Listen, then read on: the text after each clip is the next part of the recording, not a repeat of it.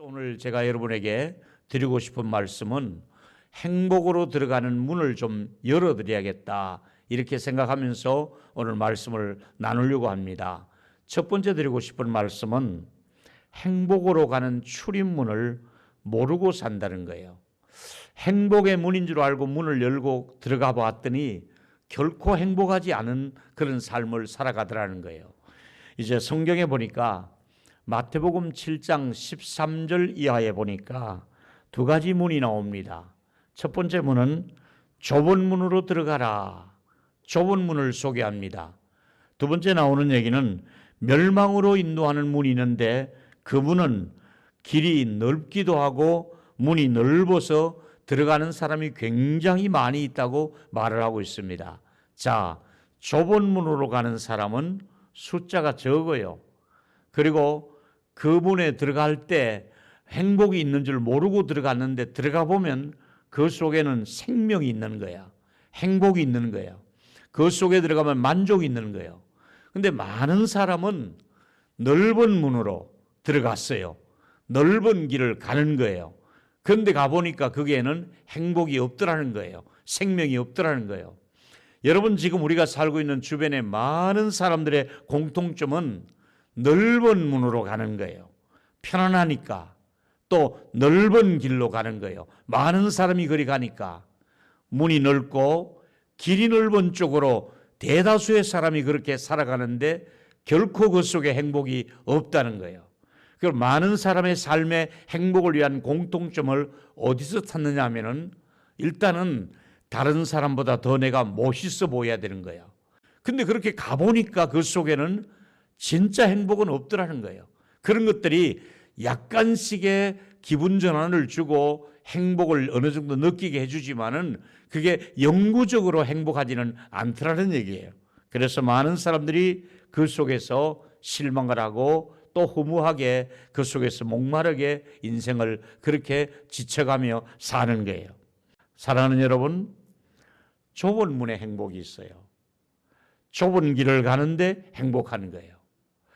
좁은 길을 가고 있는데 남들이 이목하지 않는 좁은 길이고 많은 대다수의 사람들이 믿지 않는 사람은 넓은 길로 그냥 가는 거예요. 근데 그 속에 들어가 보니까 행복이 없어요. 그리스도인들은 좁은 길을 가는데도 밤낮 기뻐하는 것은 주의 영이 함께함이라. 좁은 길을 걷는데도 하나님이 그 속에서 만족함을 주고 자원할 수 있는 만족할 수 있는 은혜를 주시기 때문에 우리가 그 속에서 행복을 발견할 수가 있는 것이지요. 빈부에 처해도 우리는 궁핍해도 우리 안에서 하나님이 주시는 만족이 있기 때문에 행복할 수밖에 없는 것이지요. 이제 두 번째 얘기는 조금 더 중요한 얘기인데요.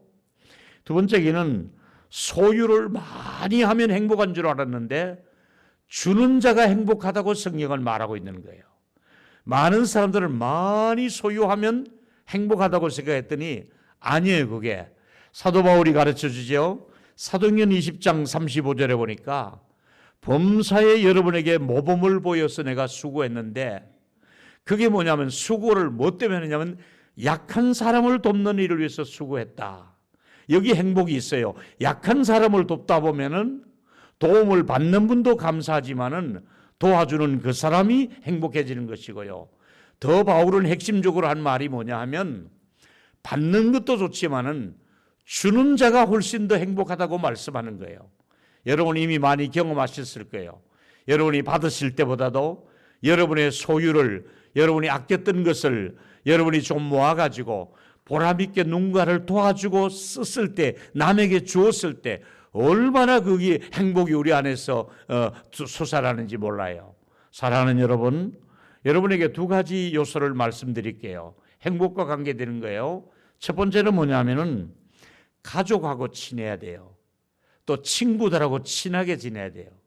이것이 행복한 비결은 가까운데 가족하고 친구하고 그 사람의 행복을 만들어주는 분들이 바로 가까이 있단 말이에요.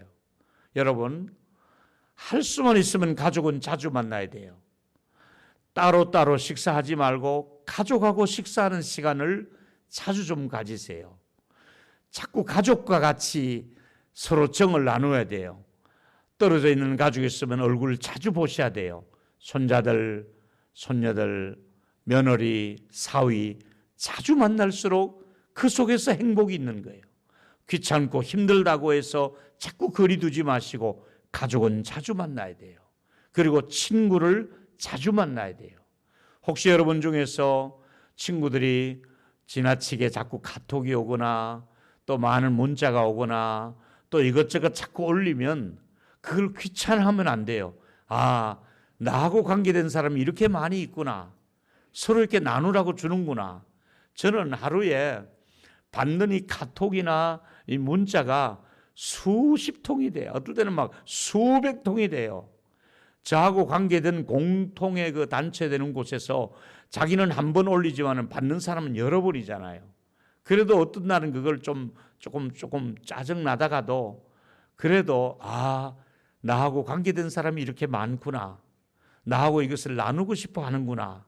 그래서 긍정적으로 생각하기로 했어요. 여러분, 우리가 서로 문안을 해야 되는 거예요. 이제는 옛날하고 달라서 내가 어른이니까 내가 전화 오기를 기다리고 문자 오기를 기다리고 또 이렇게 서로가 교회가 전화해 주기를 기다리지 마시고 나도 이제는 문자도 하고 또 서로 이게 카톡도 나누고 서로 전화하고 서로가 이제 문안하면서 행복을 공유해 가는 거예요. 더 중요한 것은 아까 말씀드린 대로 주는 사람이 행복한 거예요. 주지 않으면 행복할 수가 없어요. 그래서 잠언 기자가 이런 말씀했거든요. 잠언 11장 25절에 보니까 구제를 좋아하는 자는 풍조가 여질 것이요. 또 나누는 사람은 더 윤택해질 수 있다고 말씀하고 있거든요. 사랑하는 여러분, 여러분의 DNA는 여러분이 바꿀 수가 없어요. 부모로부터 물려받은 DNA는 내가 바꿀 수가 없어요. 체증이 일어날 때 여러분이 나서서 교통정리한다고 해서 교통이 막히는 동부간선도로가 뚫리겠어요? 우리가 할 수 없는 거예요. 대통령도 할 수 없는 일이 대통령이지만은 못하는 일이 너무나 많은 거예요. 그런데 우리가 할 수 있는 일은 있어요. 그게 뭐냐면 작은 것을 나누고 서로가 미소 지어주고 너그러운 마음으로 주변 사람들에게 따뜻하게 대해주고 말 한마디라도 상처를 주지 않고 이러면 우리 주변이 점점 더 행복해질 수가 있거든요. 다시 말하면 내가 기쁨으로 가정에서 엄마로서 아이들을 이렇게 수발해주고 또 부모님을 섬겨주고 또 부모님으로서 아이들을 격려해주고 이러면 이 속에서 별거 아닌데 행복은 점점 꽃 피울 수가 있단 말이죠. 사랑하는 여러분, 이렇게 우리가 행복을 베풀었던 장소에 들어가 보니까 소외된 사람에게 행복을 베풀었는데 거기 들어가 보니까 벌써 예수님이 와 계신 거야. 무슨 말인가 하면 예수님은 장례가 났는데 벌써 거기 와 계신 거예요. 예수님은 결혼식장에도 가셔서 거기서 축복을 해 주신 거예요. 예수님은 상처 있고 피 흘리고 있는 사람에게 벌써 선한 사마리아인으로서 거기 와 계시는 거예요. 성경에 보니까 이렇게 말씀하고 있잖아요. 마태복음의 25장에 보니까 35절에 헐벗은 사람이 있었는데 옷을 입혀주는 사람이 있는 거야. 또 보니까 병든 사람이 있는데 돌아보는 거예요. 옥에 갇힌 사람도 돌아보고 이렇게 했을 때 배고프고 헐벗고 가난하고 이 사람들을 돌아보았는데 정작 그 본인은 잊어버렸어요. 그런데 예수님이 나중에 뭐라고 평가하고 있습니까? 너희들은 내가 배고플 때, 내가 나그네 되었을 때, 내가 옷이 없을 때, 내가 감옥에 있을 때, 나그네 되었을 때 돌아보았느니라. 언제 주님이 그러셨습니까? 이렇게 물었더니 주님이 지극히 작은 자에게 한 것이 곧 내게 한 것이라. 우리 주변에 이렇게 독거노인이나 또 이렇게 혼자 지내는 외로운 분이나 또 아기를 혼자 키우며 쩔쩔매는 아기 엄마를 잠깐씩이라도 좀 이렇게 격려해주고 돌봐주고 시장도 봐주고 또 계란도 한 판 사주고 자꾸 이런 게 하는 것들이 이것이 곧 내게 나를 대접하는 것이다. 주님을 섬긴 것이라고 말씀하고 있는 거예요. 우리 주변 사람을 섬겼는데 예수님이 그 영광을 받으시고 예수님이 칭찬하는 사람으로 나타나고 있지 않습니까? 사랑하는 여러분, 우리 주변에 소외된 사람이 보이거들랑 못 본 채 하지 마시고 주님을 도와드린다는 마음으로 주님을 대접하는 마음으로 그렇게 섬길 때 그것이 바로 행복한 사람의 삶이라고 성경은 말씀하고 있지 않습니까? 여러분, 예수님이 자기를 피 흘려 죽으시면서도 죄와 죽음의 문제를 희생을 하시며 우리를 위해서 감당해 주셨잖아요. 우리는 이제는 영원한 생명을 얻은 사람이고, 예수 믿는 사람들은 제일 행복해야 될 사람들이 바로 예수 믿는 사람들이라 이거지요. 예수 믿지 않는 사람들이 누리는 행복은 어느 면에서 보면 진정한 행복이 아니에요. 모조품이에요. 그러나 우리가 누리는 이 행복은 진정한 행복인 것을 기억하시고, 우리 속에 행복이 조금씩 묻어나서 내가 행복함으로 우리 주변 사람이 더 행복해질 수 있는 그런 은혜를 우리 모두가 가정에서부터 우리 교회 안에서 누릴 수 있는 행복이 되기를 축원하겠습니다. 이제 신명기 33장에 보니까 29절에 이렇게 말씀합니다. 이스라엘이여, 너는 행복한 사람이로다. 여러분, 이 말 속에 자기 이름을 한번 넣고 얘기해 보세요. 김 목사야, 너는 참 행복하다. 너희 동창 중에서 너처럼 행복한 목사가 어디 있느냐? 너처럼 구원받은 사람이 몇 사람 되느냐? 너희 동네에서 너가 얼마나 구원받는 반열에서 들어가 있는지 행복한 줄 아느냐? 너희 집안에서 너 예수 믿고 구원받아서 행복한 거 너 아느냐? 너희 문중에서 네가 다녔던 그 학교에서 너처럼 구원받고 네가 살고 있는 그 아파트에서 너처럼 구원받고 사는 사람이 얼마나 행복한 줄 너 아느냐? 여러분, 우리의 행복을 절대로 이거 잊어버리면 안 되는 거예요. 구원으로 끝나지 않고 하나님이 너의 방패가 되어주신다. 너를 돕는 방패시다. 여러분, 하나님이 우리를 돕고 있다는 걸 믿으시기를 바랍니다.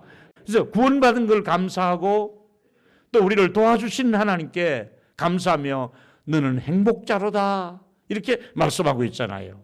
물론 우리가 살고 있는 이 사회적인 분위기는 행복하지 않아요. 이놈의 코로나 때문에 전부 문을 닫았지요.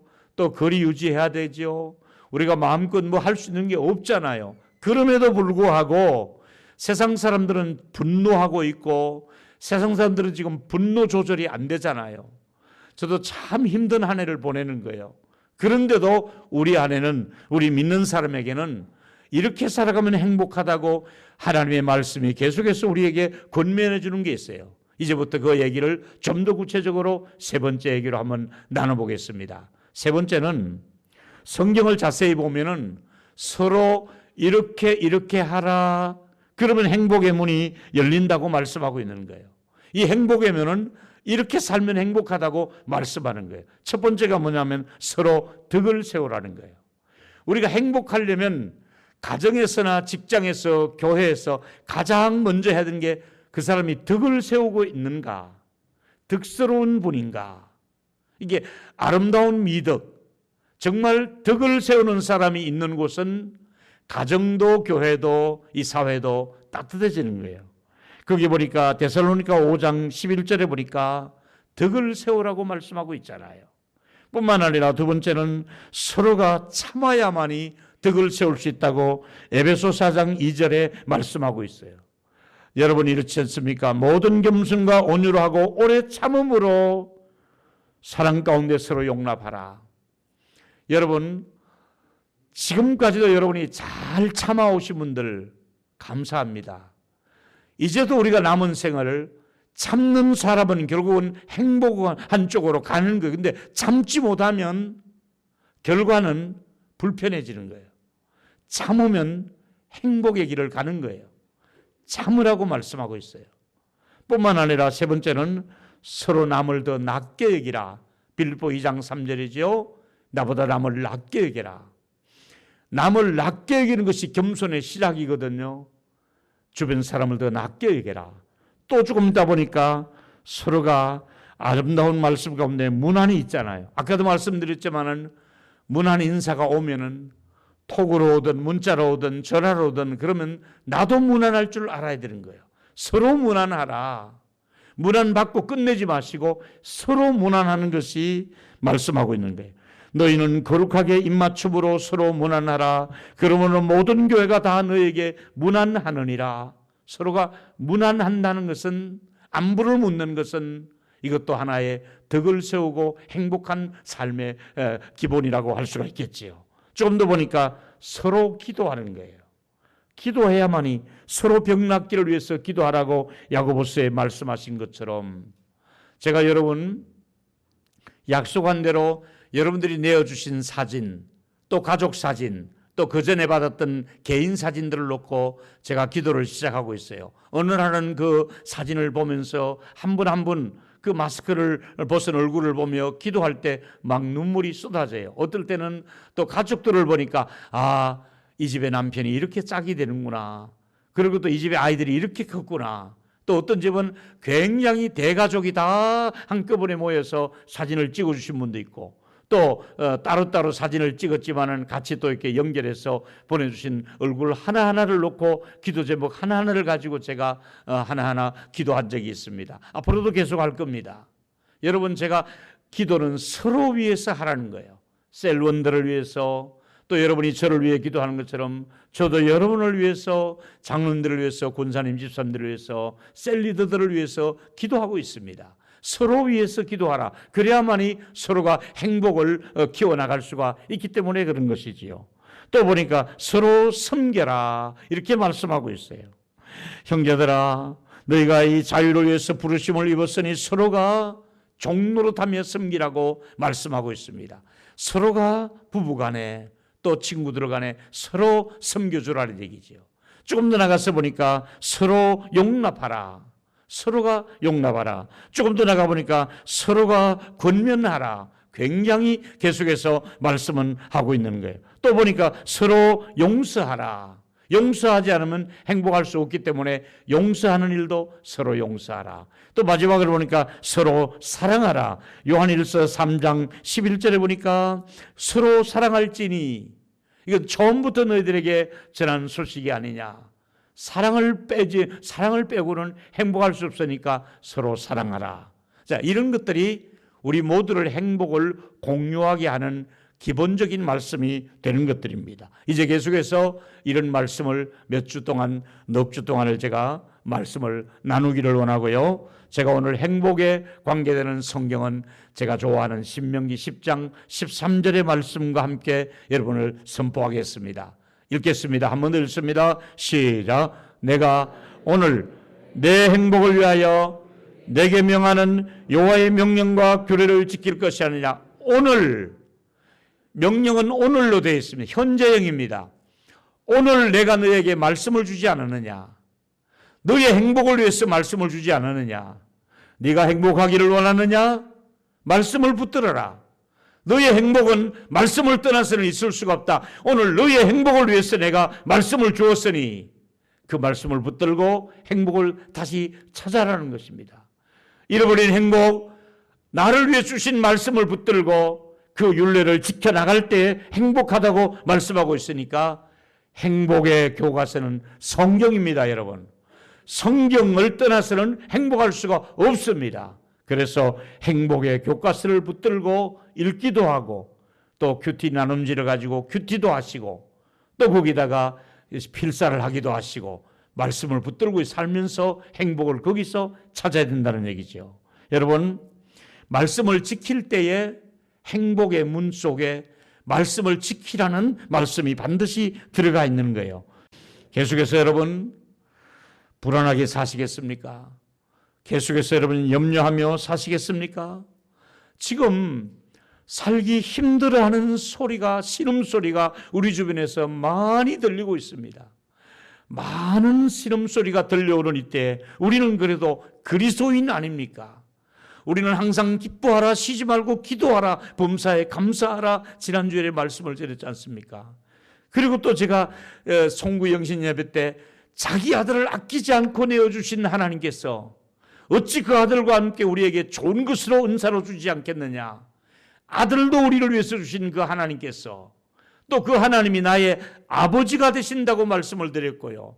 또 우리에게는 완벽하신 예수님이 우리 곁에 계신다고 말씀을 드렸고요. 지금도 성령님이 우리와 함께 하시는 것을 말씀을 드렸고, 우리가 하나님의 뜻대로 살아갈 때에 여전히 우리는 행복한 사람답게 살 수가 있으니, 저와 여러분, 이번 주간부터 이제부터 행복의 문을 열고 들어가는 겁니다. 그래서 행복의 문에는 입구에 순종이라고 하는 팻말이 있습니다. 순종이 뭡니까?